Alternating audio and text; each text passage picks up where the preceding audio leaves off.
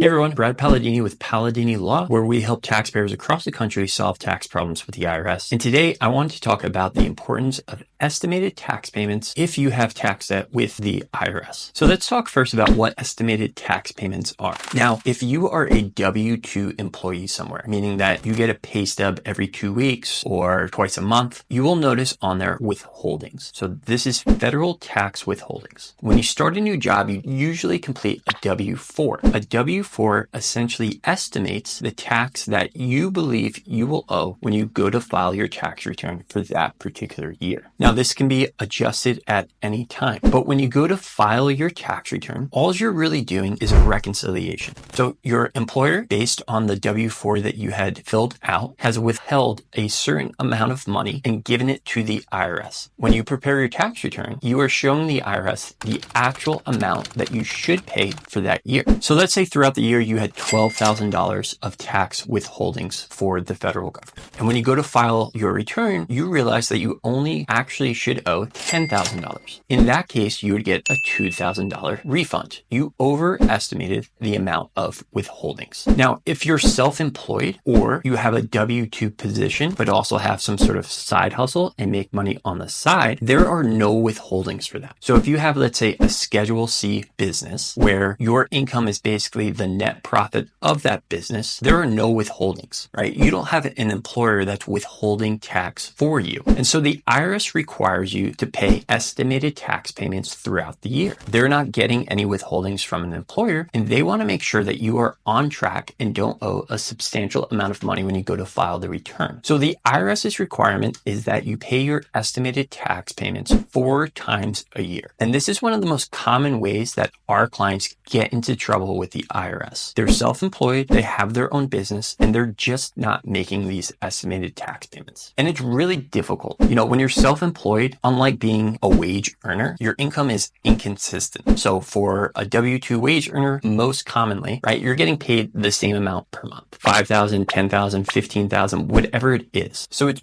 pretty easy to know how much you're going to owe in taxes for when you go to file. When you're self-employed, you could have one month where you lose $5,000. You could have another month where you make $50,000. And so it becomes difficult to determine how much you're going to owe in taxes. And from a cash flow perspective, making sure that you are setting aside enough money to pay those taxes. One strategy that we urge our clients to use is not to make quarterly tax payments, but to make monthly tax payments. Why is that? Well, let's say someone believes they're going to owe $12,000 in taxes for the year. If they were to pay that amount quarterly, they'd have to pay $3,000 per quarter, which could be a substantial amount of money. Now, during that 3-month period where you're kind of setting aside money, maybe your oil burner breaks or your car breaks down, and all of a sudden you are utilizing the money that you set aside for estimated tax payments to pay for those emergencies. We urge our clients to do it monthly, so that way there's less of a chance of that money being spent elsewhere. In the example I gave, instead of paying $3,000 every quarter, you would simply pay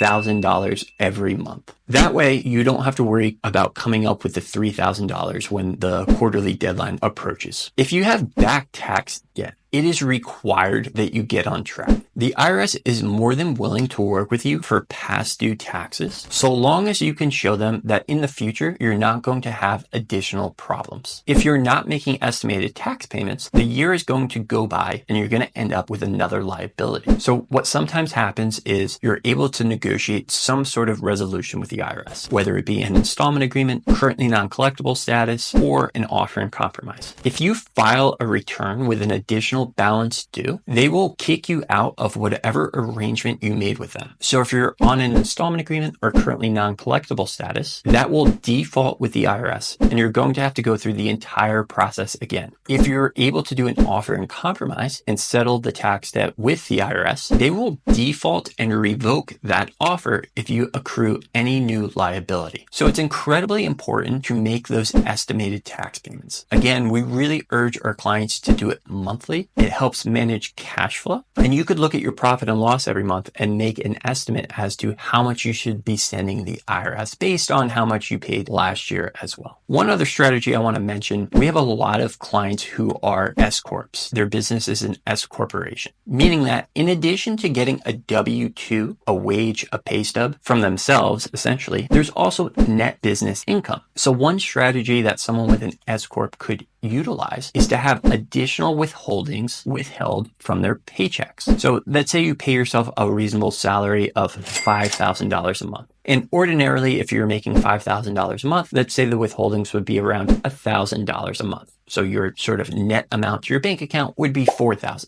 But in addition to making that $5,000 a month from the pay stub, you're making $10,000 a month as the net business profit. You could do one of two different things. You could take that $10,000 and based on that $10,000 of income, I may owe $2,500 in taxes. And so I'm going to pay the IRS $2,500 a month as an estimated tax payment. Or you could adjust your W-4 withholdings to have an extra $2,500 withheld a month. That alleviates the need to remember to pay the IRS every month or every quarter. The money is automatically coming out of your paycheck. And so you don't have to worry about setting the money aside for the IRS. Now, not everyone can do that. You would really need to be an S corporation in order to utilize that strategy. Or if you have a job working at the local grocery store, but also you have a side hustle selling t-shirts online, you could still have additional taxes withheld from your local job at the grocery store to account for the extra income you make selling t-shirts. No matter what strategy you use, if you owe money to the IRS, you need to get on track making estimated tax payments. If you don't, it's going to be impossible to resolve. If you have any questions, leave it in the comment section. If you have any suggestions for videos, leave that as well. We'll be putting out new content every week, so subscribe so you don't miss any of those additional videos.